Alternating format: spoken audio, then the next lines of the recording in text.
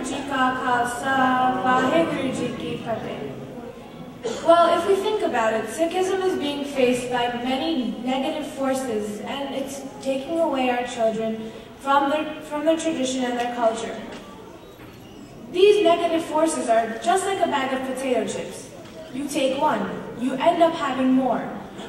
One potato chip doesn't satisfy you. This bag of potato chips is like temptations. You have one temptation, you're going to end up being tempted to do more and more to separate you from your culture. There are many different effects, such as the drugs, your hair, the body, superstitions, and differences and traditions. The drugs that pull you away from your culture. Drugs, teenagers of all ages, everyone, once you're on drugs, it's hard to get off. They do drugs and they separate themselves from Vaheguru, and they end up literally suicides and other negative thinking, which isn't really good, and that causes them to separate from God. Their hair. Many kids you see now, usually they have cut hair or they have a turban. Well, the style, some kids, they're bullied, and they decide that they can't have the dastar because they're irritated. They don't like the bullying, so to go away from bullying, they just cut it. And there aren't alternatives to it. They can speak up. They have to learn that this dastar is what is their heart of their culture, the heart of their religion, which is something very important, and they have to learn. The body. Well, now you can see skinny jeans are all around, tight shirts, and stuff like that. If we are to be humble disciples of Sikhism, how is by wearing skinny jeans and by wearing tight shirts being humble? You're showing off yourself, and that is totally against what Sikhism is. To be a true disciple, you have to learn to be humble. You have to learn that you have to have respect for yourself. Sikhs today, not much in America, but in other countries such as India, they're taking up superstitions. That you shouldn't do something on this day, you shouldn't do something on this day. It's all wrong. Superstitions should not exist. As you know, in India, sometimes they kill the baby girls because they think that girls, they're worthless. Sikhism teaches to treat everyone with equality.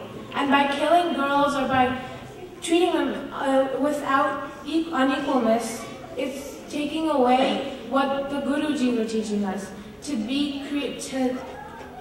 To talk to everyone, to make everyone equal, and so it's going against again. Some things that I've noticed in Western countries such as Europe or the Americans, they're making laws against the turbans. They are saying that you cannot wear the star, and that's actually wrong. African and Asian countries have no problems with it, so why do Western countries have problems? Another very big negative force is the Gurdwara fights. These fights, they happen over property, and the roots of these problems are that thugs and politicians run the Gurdwara committees. And they fight over the money, the property, and they just want power. If this is taken away from Gurdwaras, Gurdwaras will be a more humble place to actually pray and to connect with God. Well, this actually divides the Sangat instead of putting them and uniting them together. We are called to live as one, and by separating ourselves, how are we supposed to live together and be equal?